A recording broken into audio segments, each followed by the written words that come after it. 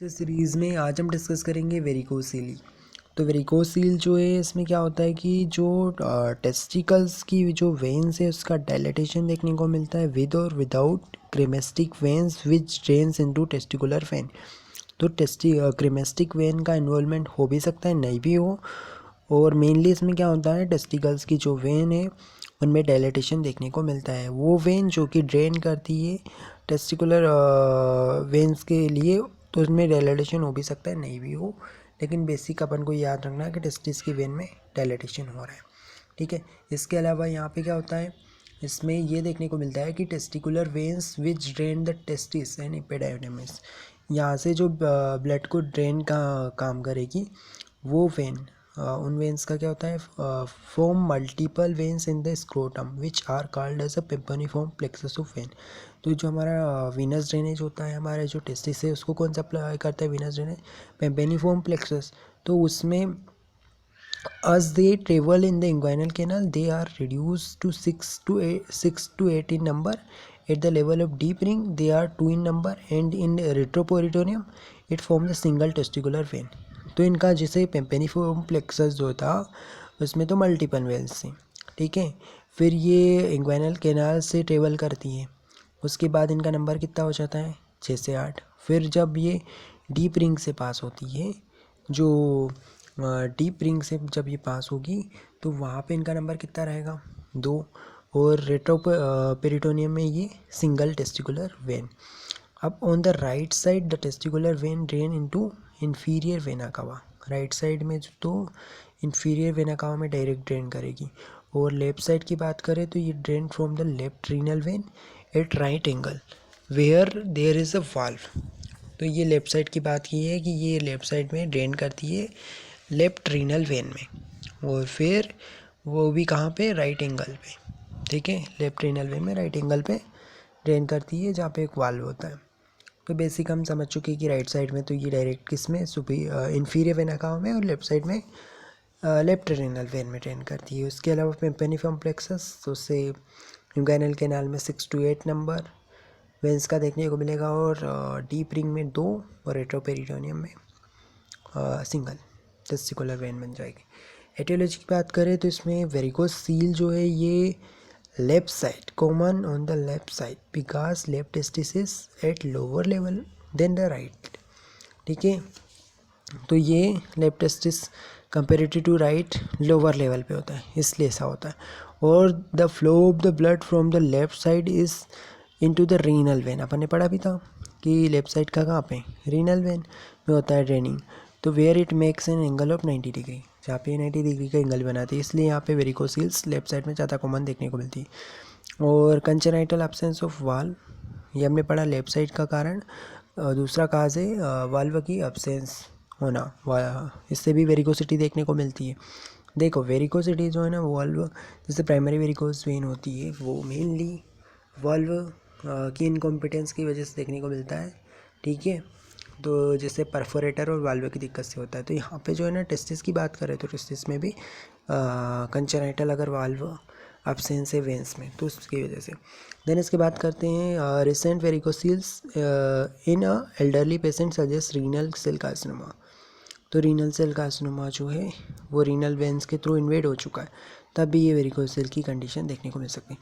Clinical features क्या क्या देखने को मिलते हैं, तो ये जो थिन टाल पेशेंट है उनमें कॉमन होती है। हॉट क्लाइमेट्स में ज़्यादातर वेरिकोसील देखने को मिलती है।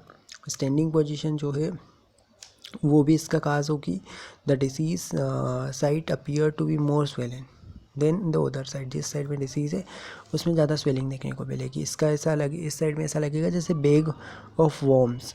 ऑन आस्किंग द पेशेंट को जैसे कफ के लिए कहेंगे, खांसने के लिए कहेंगे, there is a fluid thrill, तो अपन थ्रिल फील होगा due to regurgitation of the venous blood. वही वो जो अपन कफ टेस्ट करते हैं वेरिकोज वेन के लिए, हम कुछ टेस्ट लगाते हैं, तो वही वाला यहाँ पे भी टेस्ट कर रहे हैं। On the site of varicocele scrotum is at lower level, scrotum lower level पे रहेगा जहाँ पे वेरिकोसील वाली कंडीशन है, जिस साइड की टेस्टिस में।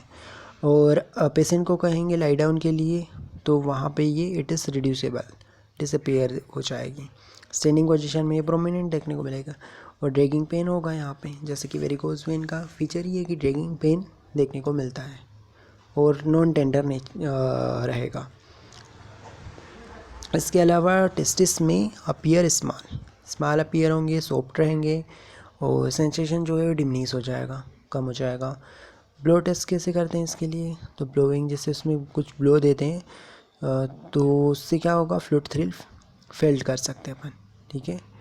तो ये हो गया। और यूएसजी कराएंगे, ठीक है। तो उसमें अपन वेंस 3.5 mm और मोर इन डायमीटर देखने को मिलेगी। ग्रेडिंग स्मॉल, मॉडरेट और लार्ज। स्मॉल की बात करें तो ये जो है ना, अपन ने किया था ना कि ये 3.5 अल्ट्रासाउंड कराते हैं डायमीटर, तो with reversal of venous blow after Valsalva manoeuvre varicocele. तो यहाँ पे ये palpable only with Valsalva manoeuvre, और सेकेंड वाला जो है विदाउट वालसाल्वा मोनो इवेरे, और थर्ड में विजिबल थ्रू स्क्रोटम स्किन। तो ये जो ब्लो टेस्ट है उसमें जो यहाँ पे लिखा हुआ है ना यूएसजी, यही सही ये वर्ड है कि यूएसजी में अपन को 3.5 mm की डायमीटर की देखने को मिलेगी, और वीनस फ्लो जो है वो रिवर्स होगा, ऐसा वालसाल्वा मोनो इवेरी वेरिकोसिल के केसेस पे। स्मॉल, मॉडरेट, लार्ज 3 तरीके से ग्रेडिंग की गई है पल्पेबिलिटी और ये वालसाल्वा के बेस में, और वालसाल्वा, ठीक है। और इसके बाद कॉम्प्लिकेशन ओलिगोस्पर्मिया देखने को मिलेगा, और इसके कॉम्प्लिकेशन के तौर पे और वीनस कंजेशन, ठीक है। वेरिकोसील्स की वजह से वीनस कंजेशन होता है, रिजल्ट क्या होगा, टेम्परेचर इंक्रीज़ होगा, ठीक है। तो टेम्परेचर इंक्रीज़ होगा तो उससे क्या होगा, स्पर्मेटोजेनेसिस पे इफेक्ट पड़ेगा, और रिफ्लेक्स ऑफ ब्लड। तो रीनल वेन्स जो है वहाँ से ब्लड का रिफ्लक्स होगा, तो इससे क्या होगा, पावरफुल हार्मोन सिक्रेट होंगे एड्रिनल ग्लैंड से, जैसे कोर्टिकोस्टेरॉइड, एड्रिनालिन, जो कि स्पर्मेटोजेनेसिस को सप्रेस करेंगे। इसके बाद यहाँ पे ये लिखा हुआ है कि हाइड्रोसिल्स जो है ये मोस्ट कॉमन होती है due to ligation of lymphatic vessels, और रिकरेंस होने के चांसेस भी रहते हैं, तो कॉम्प्लिकेशन है। ओलिगोस्पर्मिया मेजर कॉम्प्लिकेशन है वेरिकोसिल का। और ट्रीटमेंट क्या करेंगे, इंग्वाइनल अप्रोच, रेट्रोपेरिटोनियल अप्रोच और sublingual microscopic approach. Inguinal approach में क्या करेंगे, अपन एक्सीजन देंगे पेम्पेनिफॉर्म प्लेक्सस पे और इंग्वाइनल कैनाल में, और आफ्टर उनको लेगेट करेंगे, उसके बाद फिर उसको लिगेट कर देंगे। तो testis still has a venous drainage through cremasteric veins. Retroperitoneal approach और एक अप्रोच है सब इंग्वाइनल माइक्रोस्कोपिक, जिसमें कि वेरिकोसिलेक्टोमी कर देंगे और कंप्लीट लाइगेशन के लिए।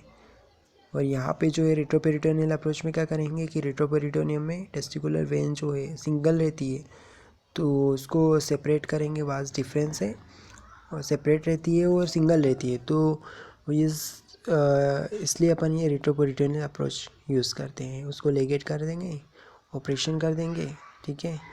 तो इंग्वाइनल अप्रोच से बेटर होती है क्योंकि यहाँ पे सिंगल रहेगी है, ठीक है, वेन, टेस्टिकुलर वेन। और टोर्शन टेस्ट ये अलग टॉपिक है।